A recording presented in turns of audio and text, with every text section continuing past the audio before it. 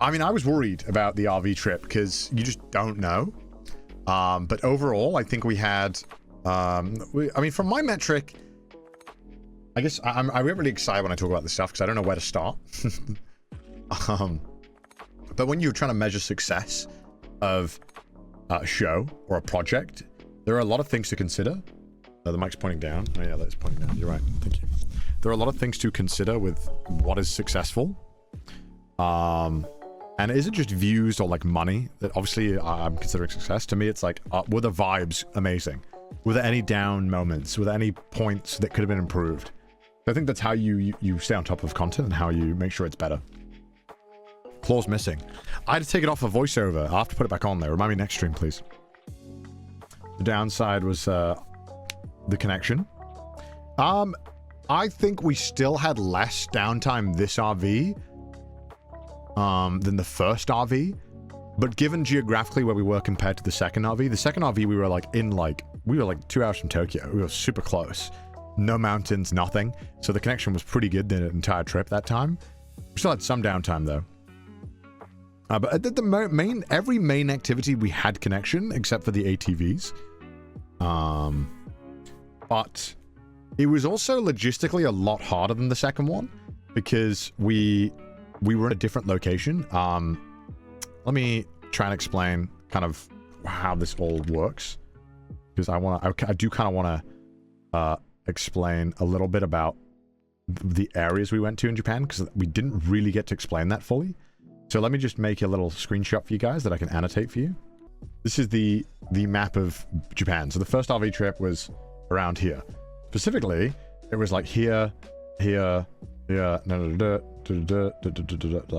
this. That's kind of what the first RV trip looked like. Geographically, you can see it's a lot smaller. And it is a very flat area because the mountains are all around here. And so this time, I can't tell you exactly, just on my memory base of it was like we started down here, went here, up, back up, here, back, here, down here, up, all the way up here, and then all the way, wait, this is Nagano. No, what? Yeah, that's right. Yeah, okay. Well, this line is not very good. Basically, we did like this, all the way down to like here. So like way further, like way more like driving. It looks like an E. It does look like an E, doesn't it? We also went like down here for sure. So this just like this much area we were covering, way more than this one. So I was very worried, and the whole point of this was that I was worried that because we were covering so much more distance in this RV trip, that there was a chance that if the thing wasn't as everything wasn't as exciting, that it could be kind of a downer, and that if the signal was a problem, which it could have very much been, and at certain points it was, there was some extended drives where we lost signal for like 10 minutes, which sucks. They did release a new Starlink, which is a lot smaller. I think in future we're going to try and talk with the RV company to see if there's a way we can pay extra to install a Starlink or find an RV that has Starlink built in that we can rent, because that would be so much easier for us to not worry about the Wi-Fi in the car. And then also we checked with every activity this time that said yes. So there's a lot of like factors with how we decide what we're doing. And it's really tough. So like when you guys get to watch the day, you guys don't see all the work that goes in to making like everyday work seamlessly, or like activities lined up. As I explained to you guys, like I shouldn't have closed the paint thing because now I got to open it back up. I want to try and explain kind of roughly how we do this. So unfortunately, there is like no easy method to deciding what to do, right? Because like let's say, oh my god, okay, that's very zoomed in. Why do I zoom in so much? Why do I have to zoom in 400%? Okay, there we go. All right. So let's say when we're trying to decide how we make this, we have one activity here. We have one activity here, and we have one activity here that all looks good, right? And let's say like maybe over the entire RV trip, we plan like, okay, when we have like this many things, and here, and here, and here, there's something really cool. So you're like, okay, how do we decide this? So you're like, okay, I have a perfect route that might look like, okay, let's go here, go down, back up, down, up, here, and that'd be like day one. But then maybe like, this guy says no. Like, okay, they say no. Okay, well now we've got to find another activity that is kind of along these things. So maybe you found something here that's great. You're like, okay, cool. But then maybe this guy says, we can only start from like, I don't know, 1 p.m. You're like, oh, okay, shit. Okay, so maybe we have to retune where we're starting from. So maybe we can start from this one, go here, then here. But now you're geographically like at a really awkward location, right? Because now you want to, everything else is up here. So there's a lot of like real annoying planning that goes into like making a good RV route, I think.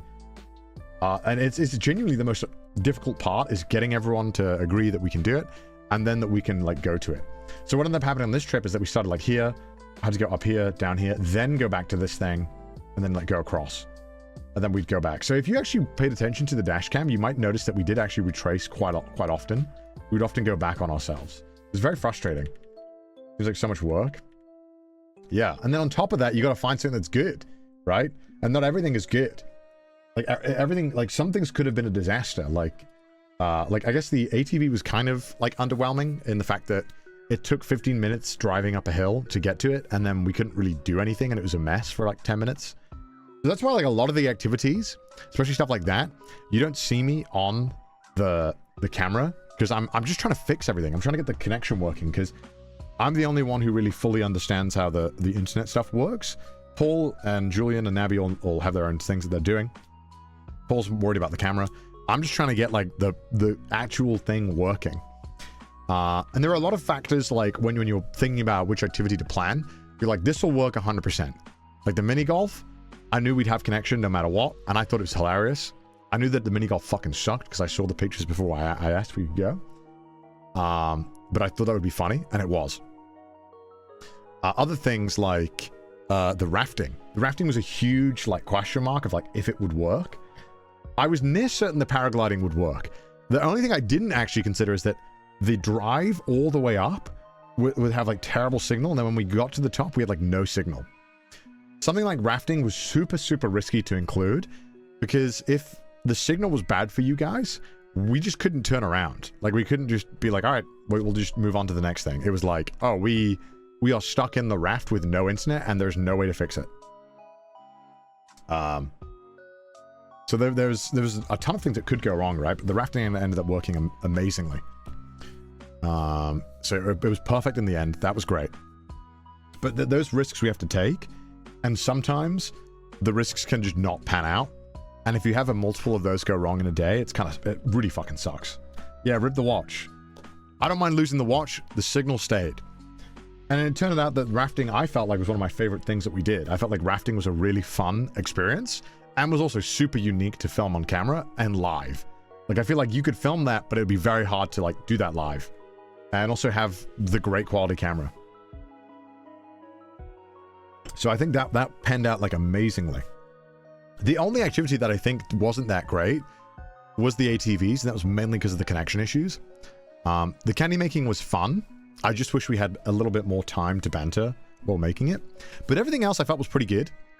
I was very annoyed about the mountain biking that I fucked it up. I fucked up the camera stuff, which was really annoying. And if we'd have got there a little early, because that was a planning mishap on my part, where it took a 45-minute drive to get there, and we had to be there at 9. And there was no way people were going to wake up in time. Because, you know, Lad's always 5 minutes late, which is fine. And then Chris is always like 15 minutes late.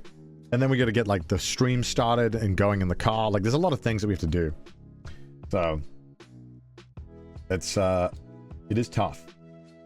And on top of that, like again, like the RV trip is so much harder to plan than the Cyclothon for so many reasons. And even if I like wanted to do it somewhere in like, I don't know, Kyushu, it's like, okay, now we have to get all of this stuff to Kyushu, and then everyone has to travel to Kyushu. So it's very tough. The only thing I don't like about the RV trip is that I feel like I'm often not on camera as much as I should be for my stream, because I'm always having to fix things or discuss with Nabby about, okay, what are we going to do next? So I feel bad that sometimes I have to rely on Pete, Lod, or Chris to carry. But I thought it was fun. I thought it was fun though, because they're so funny that I don't even mind.